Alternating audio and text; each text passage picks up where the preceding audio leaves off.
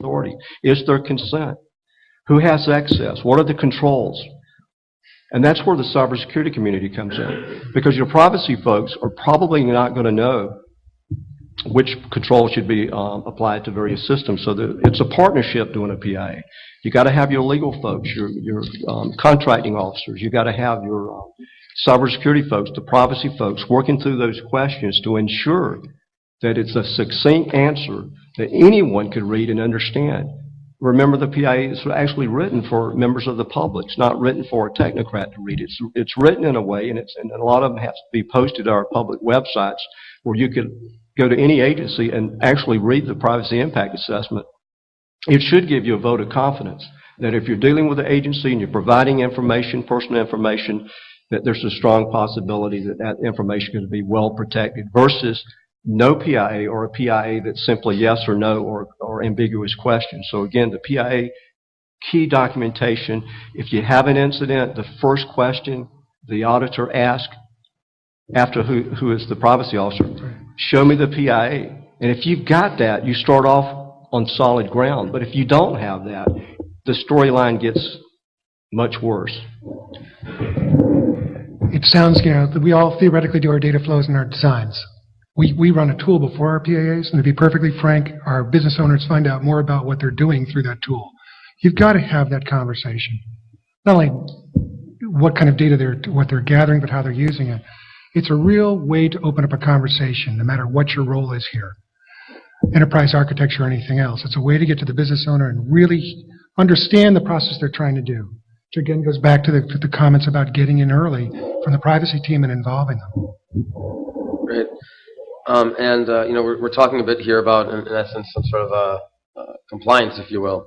And we always talk about, the various people, process, and technology elements that go into a lot of the work that we do. Jerry, I was wondering, what's the right mix of that to safeguard privacy compliance efforts from your perspective? Well, it really depends. And I'm a lawyer too, so I always start off with it depends. But I have to tell you, first premise is your organization's got to have a privacy officer. He or she's got to have the requisite skills. Understand the risk beyond the Privacy Act. I mean, 20 years ago, really, privacy in the government was all about a system of record. But today, with emerging technologies, social media, cloud computing, smart grid, open government, data.gov, transparency, there's an enormous amount of information that's being put out there. And a Privacy Act officer, regardless of how good he or she is, simply needs additional resources to analyze various risks. It can be a constructive tension sometimes when you start talking about resources, what you should have, the budget line that they should have, the authority they have. But hopefully it's less on constructive, or more on constructive, less on tension. And there's a realization that you simply must expend resources in this thing called privacy. And you assess your various programs in your organization. Most organizations are going to have a human resource office, a security office, perhaps a health clinic. And just by the tone of those organizations, there's going to be a large volume of personal information collected. And you want to expend your resources to make certain that those collections are well assessed. So that mixture depends on the facts and circumstances of each organization, the type collection.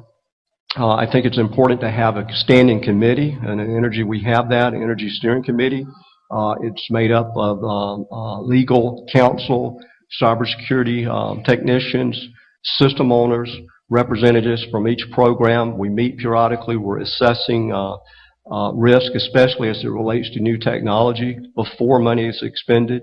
And we're looking at ways to mitigate risk for the legacy systems that we have, looking at bringing in technologies to help detect an issue before it becomes a real problem. So it takes time for the leadership and organization to really look at the size of the organization, the collection, and then expending the resources to make certain that you do have that correct cadre. The mixture, the composition of that cadre is very important. The privacy impact assessment. A lot of places you'll see that the privacy cadre are completing the PIAs with no input from various other professions. That's a big mistake. In fact, the Privacy Act officers should not sign certifying the information. They're just certifying that the information is on the document. The people that's actually completing the PIA is your system owner, your cybersecurity representative. If it involves contracts, your contracting officer. It's very important to ensure that if you're outsourcing, that the four corners of the contract have sufficient privacy provisions. If there's an incident with personal information in the system in the hands of the contractor, what are the requirements to notify? Breach notification. If it's not in that contract, I can assure you there's going to be no reporting. But if it is in the contract and there's an incident, high probability they're going to notify you. But if they don't, then at least there's processes you can pursue in terms of mitigating costs to the organization. Awesome. And you hit on something. I have two more questions I wanted to make sure we get in here before. I think we have 5 minutes left. Contracting is obviously a huge issue, and no matter what discussion we're having, and it's no different in privacy.